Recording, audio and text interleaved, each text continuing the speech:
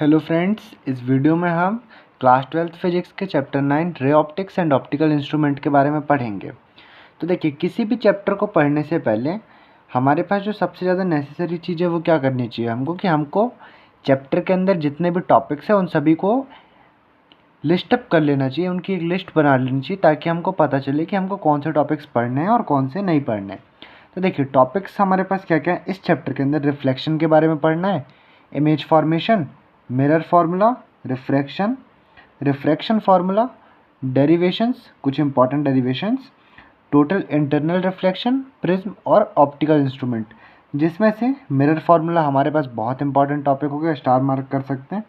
Refraction formula बहुत important होता है। ऐसे ही प्रिज्म और ऑप्टिकल इंस्ट्रूमेंट्स हमारे पास इंपॉर्टेंट टॉपिक्स हैं। देखिए, अब जैसे हमारे चैप्टर का नाम है ray optics and optical instruments, तो हम सबसे पहले तो अपने चैप्टर के नेम को ही समझने की ट्राई करते हैं। तो देखिए, ऑप्टिकल इंस्ट्रूमेंट्स क्या होते हैं। ऑप्टिकल इंस्ट्रूमेंट्स के अंदर हम जानते हैं सभी स्कोप्स के बारे में। स्कोप जानते हैं, माइक्रोस्कोप, टेलीस्कोप, ऐसे स्कोप्स के बारे में जानते हैं। ये सभी हमारे पास ऑप्टिकल इंस्ट्रूमेंट्स होते हैं, ठीक है। देखिए, रे ऑप्टिक्स क्या होता है हमारे पास। अब रे ऑप्टिक्स की डेफिनेशन भी लिखी हुई है कि रे ऑप्टिक्स क्या है। द ब्रांच ऑफ फिजिक्स, मतलब फिजिक्स की एक ब्रांच है हमारे पास रे ऑप्टिक्स, है ना। In which we study about light, मतलब रे ऑप्टिक्स एक ब्रांच है फिजिक्स की जिसके अंदर हम पढ़ते हैं किसके बारे में, लाइट के बारे में, एंड इट्स बिहेवियर, और उसके बिहेवियर के बारे में। मतलब लाइट के बिहेवियर मतलब क्या, लाइट का बिहेवियर मतलब कि लाइट किसी सरफेस पर अगर इंसिडेंट होती है तब कैसे बिहेव करती है, लाइट मूव करती कैसे बिहेव करती है, वो उसका बिहेवियर होगा, ठीक है। It is based on the fact that light shows rectilinear propagation. इसका मतलब क्या है, देखो ये एक फैक्ट पर बेस्ड है हमारे पास कि जो लाइट होती है ना एक लीनियर फॉर्म पर चलती है। किस फॉर्म पर चलती है, एक लीनियर फॉर्म पर चलती है। वही लिखा है रेक्टिलिनियर प्रोपेगेशन, मतलब लाइट जो होती है हमारे पास एक लाइन के फॉर्म पे होती है ना, एक रेक्टिलिनियर बिल्कुल लीनियर फॉर्म पे होती है, ठीक है। ये हो गया रे ऑप्टिक्स। चलिए, अभी हमारे पास जो हमारी स्टार्टिंग टॉपिक है रिफ्लेक्शन, वहाँ से हम लोग आगे का स्टार्ट करते हैं। देखिए, तो रेक्टिलिनियर प्रोपेगेशन भी हम लोगों ने देख लिया। अब पढ़ेंगे हम लोग रिफ्लेक्शन के बारे में। तो रिफ्लेक्शन क्या है, the phenomena of bouncing back of light after striking to a polished surface is called reflection of light. इसका क्या मतलब हुआ, देखिए इसका सिंपल सा मतलब क्या है कि एक ऐसा फिनोमिना है जिसके अंदर लाइट बाउंस बैक करती है। कब लाइट बाउंस बैक करती है, after striking a polished surface. मतलब कोई सरफेस है, जैसे कि मान लीजिए सरफेस है, ठीक है, ये पॉलिश्ड सरफेस है। पॉलिश्ड सरफेस इसलिए क्योंकि शाइनी सरफेस होनी चाहिए, है ना। पॉलिश्ड सरफेस है, लाइट रे मान लिया इस पर इस तरीके से आकर टकराती है, हिट करती है, इसको स्ट्राइक करती है और इसके बाद में बाउंस बैक कर जाती है। मतलब लाइट गई किसी सरफेस पर, लाइट ने ऐसे करके स्ट्राइक किया तो लाइट क्या करती है, स्ट्राइक करने के बाद में लाइट वापस से लौट आती, बाउंस बैक करती है। या यूँ कहो कि सरफेस पर पड़ने के बाद सरफेस क्या करती है, लाइट को वापस भगा देती है कि भाग जा हमारे पास माता करके, है ना। देखिए, ये रिफ्लेक्शन है, सिंपल सा। रिफ्लेक्शन का मतलब क्या है, लाइट किसी सरफेस पर पड़ी और उस पर पड़ने के बाद वापस से लौट गई। ये प्रोसेस जो है हमारे पास, जो ये फिनोमिना है वो रिफ्लेक्शन होता है, ठीक है। देखिए, रिफ्लेक्शन के हमारे पास लॉज है। तो लॉज ऑफ रिफ्लेक्शन बनाने से पहले मैं आपको ये बताता हूँ। जैसे देखिए, ये एक सरफेस है, पॉलिश्ड सरफेस है ना। अब इस पर एक लाइट रे इस तरीके से आई, इस पर्टिकुलर पॉइंट पर लाइट रे ने हिट किया, इंसिडेंट किया, ठीक है। लाइट रे आई, इस पर्टिकुलर पॉइंट पर टकराती है। जो लाइट आ रही है, इंसिडेंट कर रही है, इस लाइट रे का नाम क्या होगा, इंसिडेंट रे। देखिए, सरफेस पर टकराई, अब वापस से बाउंस बैक कर गई, वापस चली गई। जो वापस चली गई उसको नाम दिया रिफ्लेक्टेड रे। क्यों, क्योंकि वापस टकरा कर जाने की जो प्रोसेस है, जो फिनोमिना है, इसका क्या नाम है, रिफ्लेक्शन। तो जो रे जा रही है तो उसको हम लोगों ने रिफ्लेक्टेड रे नाम दिया।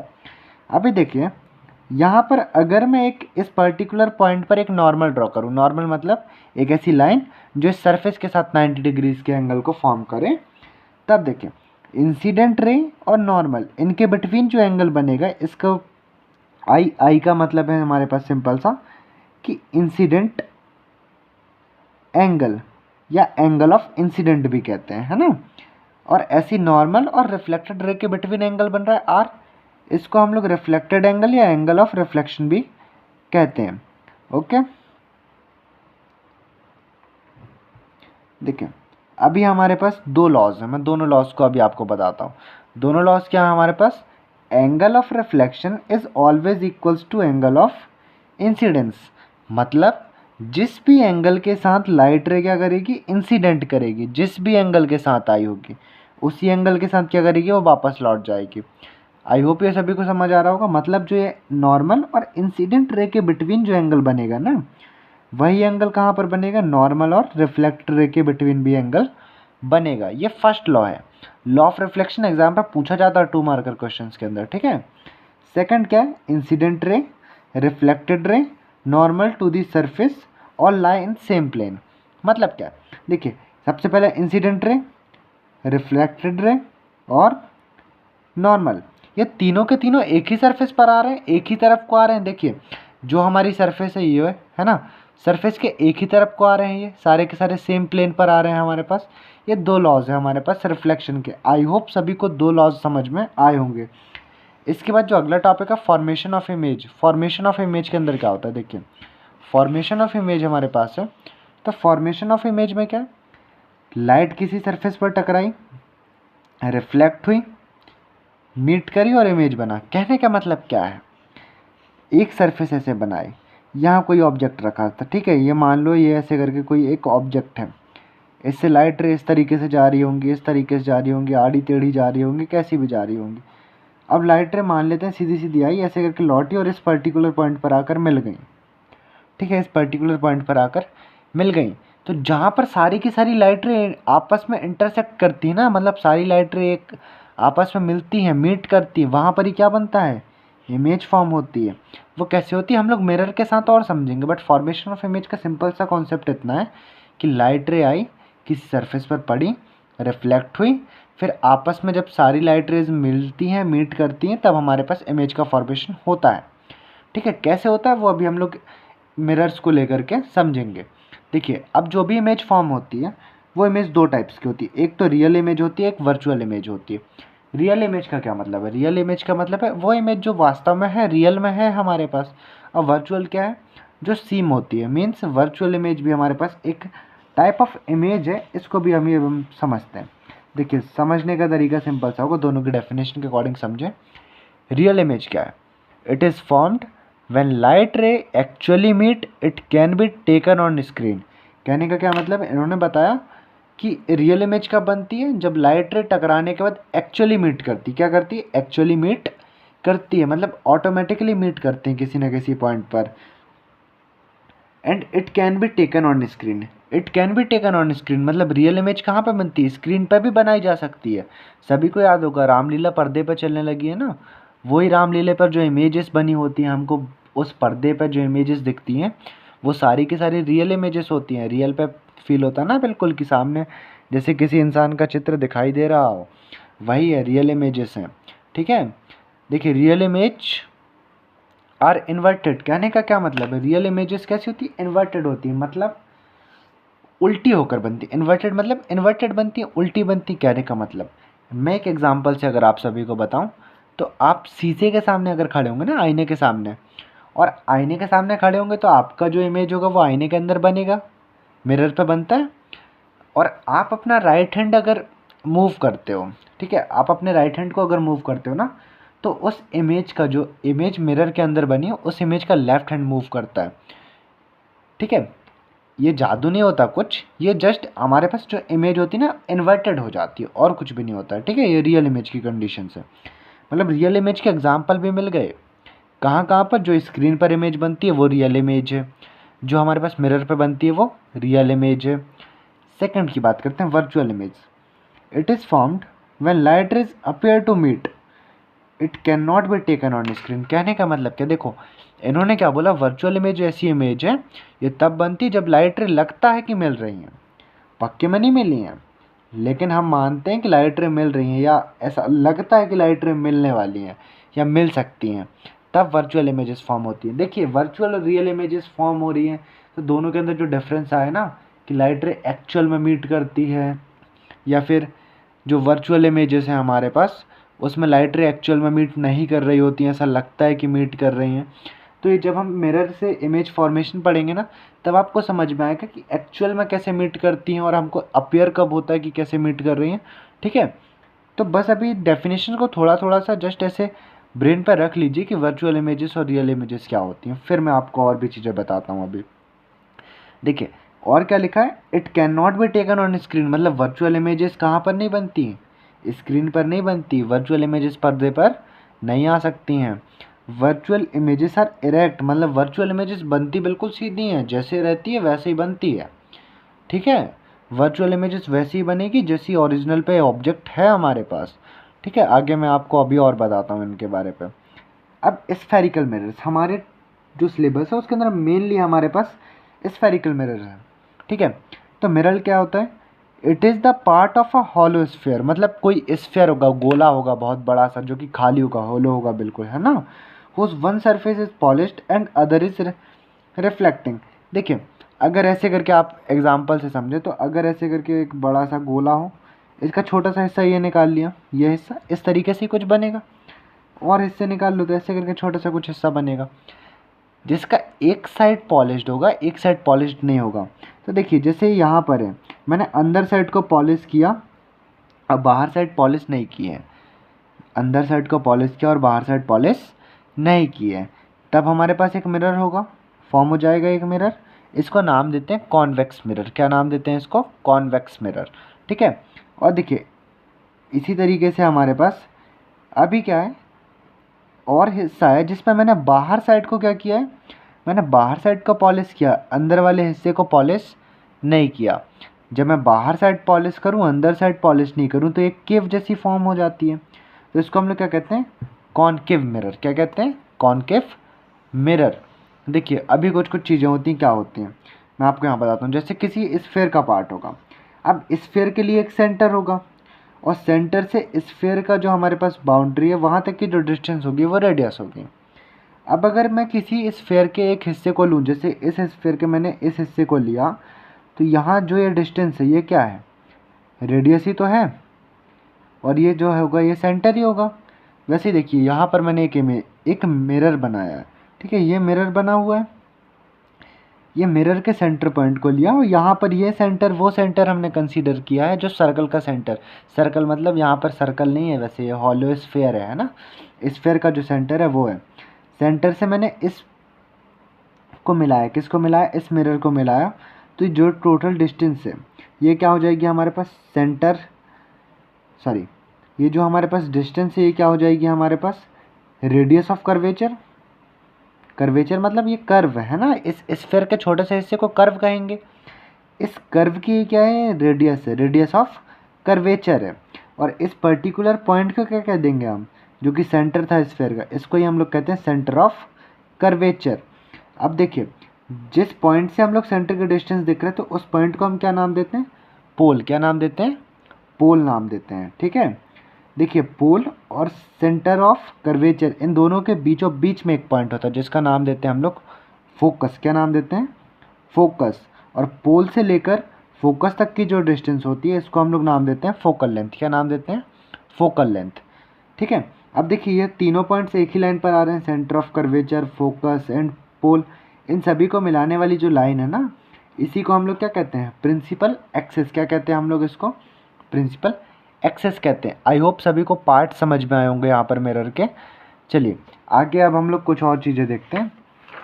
तो आगे हमारे पास क्या है, रूल्स ऑफ इमेज फॉर्मेशन, मतलब इमेज फॉर्म होती है तो उसके कुछ रूल्स होते हैं। जैसे देखिए यहाँ पर एक क्या बना है हमारे पास, एक मिरर है। ठीक है, ये कौन सा मिरर है, कॉनकेव मिरर है, क्योंकि इसके अंदर की सरफेस पॉलिश्ड नहीं है, बाहर की साइड पॉलिश्ड है ना।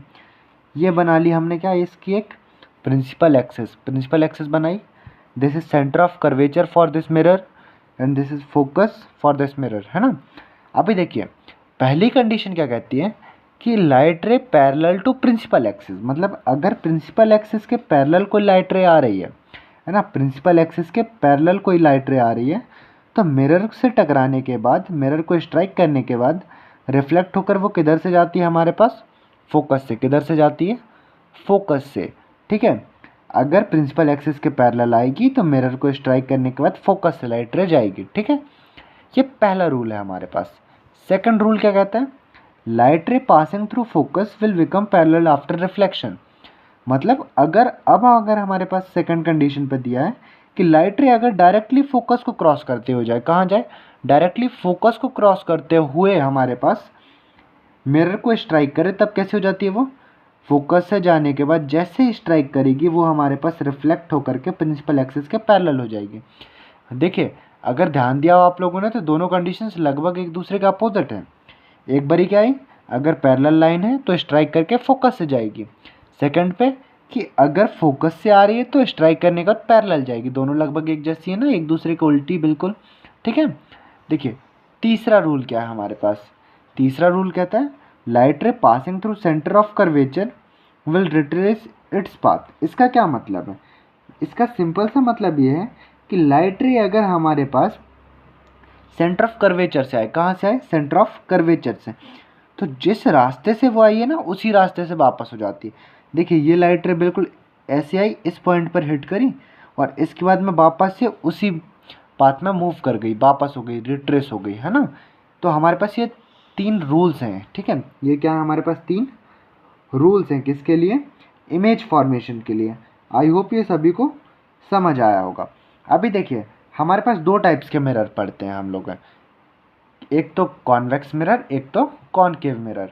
तो कॉनकेव मिरर से कैसी इमेज फॉर्म हो रही है, कॉन्वेक्स मिरर से कैसी इमेज फॉर्म हो रही है, ये कुछ कंडीशंस हमारे सिलेबस में है तो हमको ये पढ़नी होंगी, ठीक है। तो सबसे पहले हम लोग पढ़ते हैं कॉनकेव मिरर के बारे में। कौन से मिरर के बारे में पढ़ेंगे हम लोग, कॉनकेव मिरर के बारे में पढ़ेंगे। मतलब हमारा जो टॉपिक है, हमारा टॉपिक क्या हो जाएगा, image formation by concave mirror. क्या हो जाएगा, image formation by concave mirror, ठीक है। तो देखिए यहाँ पर हमारे पास 6 कंडीशंस हमको पढ़नी है। टोटल कितनी कंडीशंस पढ़नी है हमको, 6 कंडीशंस पढ़नी। फर्स्ट क्या कंडीशन है, जब ऑब्जेक्ट हमारे पास होगा इन्फिनिटी पर, क्या होगा, ऑब्जेक्ट हमारा कहाँ पर होगा, इन्फिनिटी पर। कहाँ पर, इन्फिनिटी पर। तो देखिए ये कैसे होगा, हमारे पास ऑब्जेक्ट होगा इन्फिनिटी पर। मैं एक यहाँ पर सबसे पहले तो ड्रॉ कर लेता हूँ, क्या, कॉनकेव मिरर। कॉनकेव मिरर में बाहर की सरफेस पॉलिश्ड होती है, हमने भी इसको क्या किया, ऐसे करके बाहर साइड को पॉलिश कर दिया। इसकी अब प्रिंसिपल एक्सिस ड्रॉ कर लेते हैं, ठीक है। ये प्रिंसिपल एक्सिस मैंने ड्रॉ की। इस पर्टिकुलर पॉइंट को हम क्या कहते हैं, सभी को याद होगा, मैंने अभी जस्ट बताया था, ये हमारा पोल हो गया, ठीक है। इसका ये क्या होगा, सेंटर ऑफ कर्वेचर होगा। क्या होगा, सेंटर ऑफ कर्वेचर होगा।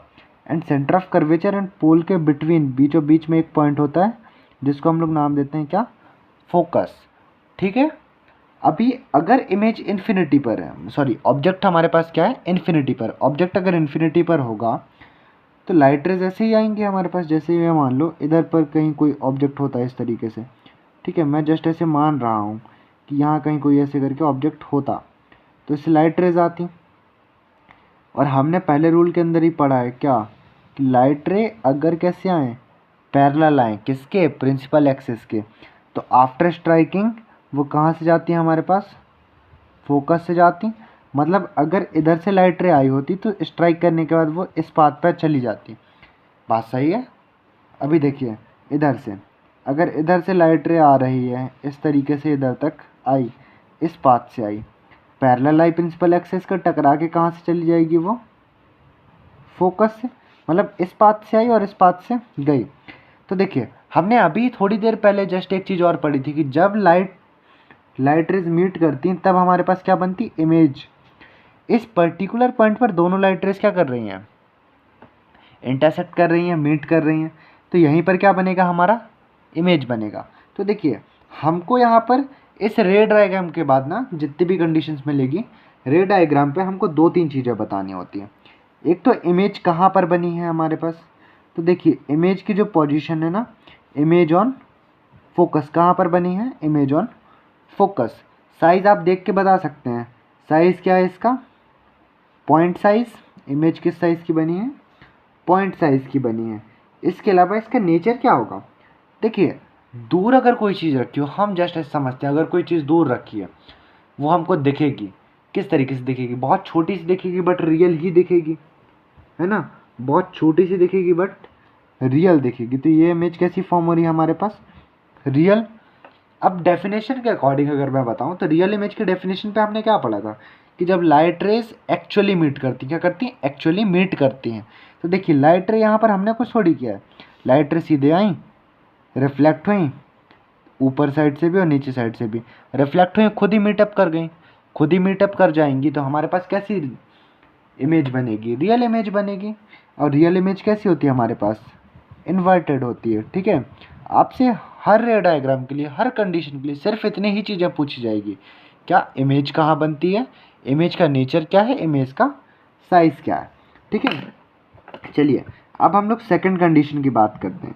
सेकंड कंडीशन क्या है कि ऑब्जेक्ट जो होगा ना, ऑब्जेक्ट कहाँ पर होगा? ऑब्जेक्ट बियॉन्ड सी होगा।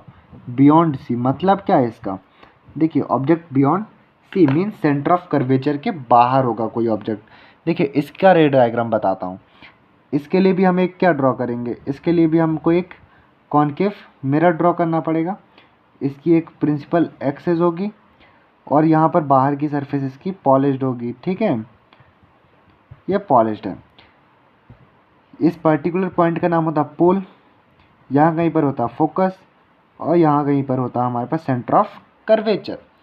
देखिए इन्फिनिटी पर अगर कोई ऑब्जेक्ट है, जो पहली कंडीशन पड़ी, इन्फिनिटी पर है मतलब बहुत दूर है, बियॉन्ड सी है मतलब सी से दूर है बट कहीं ना कहीं आसपास में ही होगा, है ना, कहीं ना कहीं आसपास में ही होगा। तो देखिए अभी क्या होगा, एक लाइट रे तो सीधी सीधी ऐसे करके चली जाएगी हमारे पास, लाइट रे सीधी सीधी यहाँ पर गई तो ये तो पैरेलल गई है किसके? प्रिंसिपल एक्सिस के पैरेलल अगर जाएगी तो कहाँ से होकर जाएगी हमारे पास?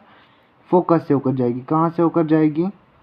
फोकस से होकर जाएगी। ये इस वे पे आई, इस वे पे चली गई। ठीक है, अभी सब देखिए, अगली हम कहाँ से पहुँचा देते हैं? अगला हम पहुँचा देते हैं इसको फोकस से। कहाँ से पहुँचा देते हैं? फोकस से पहुँचा देते हैं।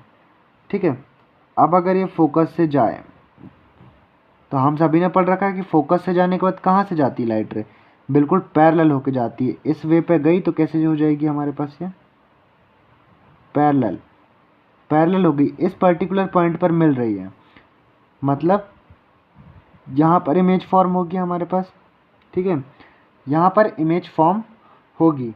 क्या इमेज फॉर्मेशन यहाँ पर? देखिए इमेज फॉर्मेशन कहाँ पर हुई वो तो हम देख के बता सकते हैं कि between focus and centre of curvature image form हुई। कहाँ कहाँ हुई है? Between focus and centre of curvature. ठीक है, इमेज का नेचर क्या है? लाइट रेज एक्चुअली मीट करी। देखिए लाइट रे को हमने कुछ नहीं किया, लाइट रे खुद से गई, रिफ्लेक्ट हुई और मीट करी। तो हमारे पास कैसी इमेज बनेगी? रियल एंड इन्वर्टेड इमेज बनेगी। कैसी इमेज बनेगी? रियल एंड इन्वर्टेड इमेज बनेगी। इसके अलावा साइज की बात करें तो क्या साइज होगा इसका? देखिए इसका जो साइज है ना वो थोड़ा सा छोटा है। कैसा साइज? थोड़ा सा छोटा है। अगर आप इसको पास में लाओगे ना, जैसे जैसे ऑब्जेक्ट सी के पास में आएगा वैसे वैसे इसका साइज क्या होगा? बढ़ता जाएगा, है ना। तो यहाँ पर साइज इसका हम लोग फिक्स नहीं कह सकते क्योंकि वो पोजीशन पर डिपेंड करता है। किस चीज़ पर डिपेंड करता है? वो सिर्फ इस चीज़ पर डिपेंड करता है कि ऑब्जेक्ट सी से कितना दूर है। ठीक है, ये इस चीज़ पर डिपेंड करेगा कि ऑब्जेक्ट सी से कितना दूर है। ठीक है, अभी अगली जो कंडीशन है, अगली कंडीशन मतलब थर्ड कंडीशन। थर्ड कंडीशन क्या है हमारे पास? या थर्ड जो हमारे को एक कंडीशन गिवन है वो क्या है? ऑब्जेक्ट एट सी कहाँ पर है? ऑब्जेक्ट हमारे पास कहाँ पर होगा? ऑब्जेक्ट सी पॉइंट पर होगा। देखिए हम कुछ नहीं करेंगे, हम वापस से क्या बनाएंगे? एक कॉनकेव मिरर। ये बनाया, पॉलिश कर दिया एक साइड को, इसको बढ़िया मोची की तरह ये पॉलिश किया। ठीक है, पॉलिश करने के बाद बना दी इसकी एक प्रिंसिपल एक्सिस, ये particular point pole, focus, centre of curvature. ठीक है, ऑब्जेक्ट कहाँ पर है? सी पर है। ये हमने बना लिया कि ऑब्जेक्ट कहाँ पर होगा? सी पर होगा। तो देखिए सबसे पहले लाइट रे कैसे जाएगी? Parallel to principal axis. हमने पढ़ रखा है कि पैरेलल जाओगे भैया तो आपको वापस से होकर कहाँ जाना पड़ेगा? फोकस से होकर जाना पड़ेगा, है ना। इतनी कहानी तो अपन ने पढ़ रखी है। चलिए अभी कहाँ से पहुँचा देते हैं हम लोग, अभी पहुँचाते हैं फोकस से। कहाँ से पहुँचाते हैं, फोकस से। कहाँ से पहुँचाया हमने, फोकस से। फोकस से अगर हम पहुँचाएं तो कैसे हो जाएगी ये पैरेलल बन गई। कैसी बन गई, पैरेलल बन गई। ठीक है, पैरेलल बन गई।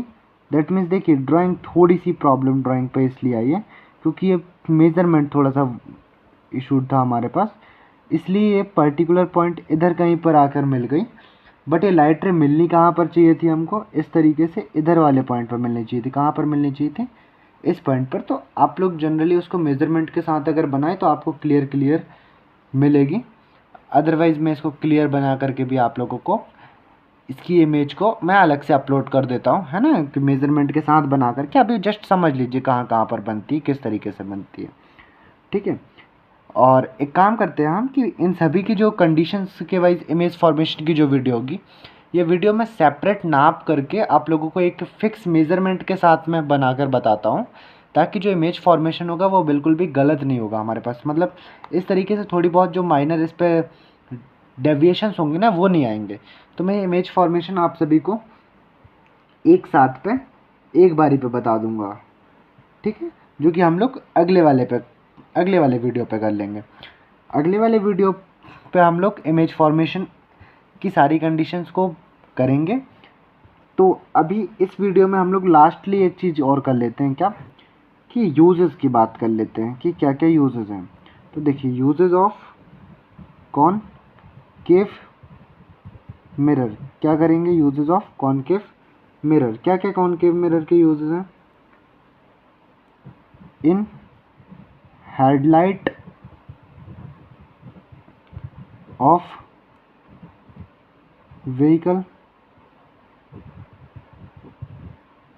ठीक है, वो जो पीछे साइड को सरफेस होती है ना वहाँ पर लगा होता है। और क्या कह सकते हैं, शेविंग मिरर जो होता है, जो शेविंग मिरर होता है। और क्या कह सकते हैं, डेंटिस्ट यूज़ करता है इनको। और सोलर हीटिंग, जब हम लोग बनाते हैं कुछ सोलर पैनल्स वगैरह तो सोलर हीटिंग के लिए भी यूज़ करते हैं। और देख लीजिए कॉन्वेक्स मिरर के भी बता देता हूँ, यूजेस ऑफ कॉन्वेक्स मिरर।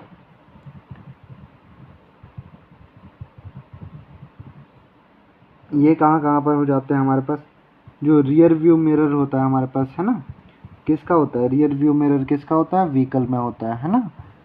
सभी ने देखा होगा जो पीछे देखने का मिरर होता है, rear view mirror vehicle.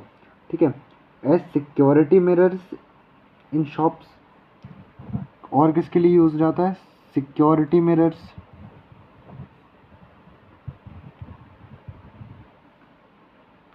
Third, as reflector, जो स्ट्रीट लाइट्स पे रिफ्लेक्टर देखे होंगे ना आप लोगों ने, जो लाइट छोटी सी होती है उसको बड़ा कर देते हैं, मीन्स उसको डाइवर्स करते हैं रिफ्लेक्टर के फॉर्म पे, वही है रिफ्लेक्टर। ठीक है, आई होप सभी इसके साथ थोड़ा सा कोऑपरेट करेंगे हम, कि मेज़रमेंट इश्यूज़ के कारण हम लोगों को यहाँ पर जो इमेज फॉर्मेशन के रे डायग्राम्स बनाने पर थोड़ा सा इशू आ रहा है। सेकंड वीडियो जो होगा हमारे पास इस चैप्टर से रिलेटेड, उसके अंदर हम लोग बिल्कुल मेज़रमेंट के साथ में सारी की सारी इमेज फॉर्मेशन करेंगे, सारे के सारे रे डायग्राम्स बनाएंगे, और हम लोगों को वो थोड़ा सा इजी होगा और वहाँ पर कोई प्रॉब्लम भी नहीं होगी हमसे। ठीक है, चलिए तो इस वीडियो में इतना ही, बाकी का अगली वीडियो में करते हैं हम लोग। Thank you.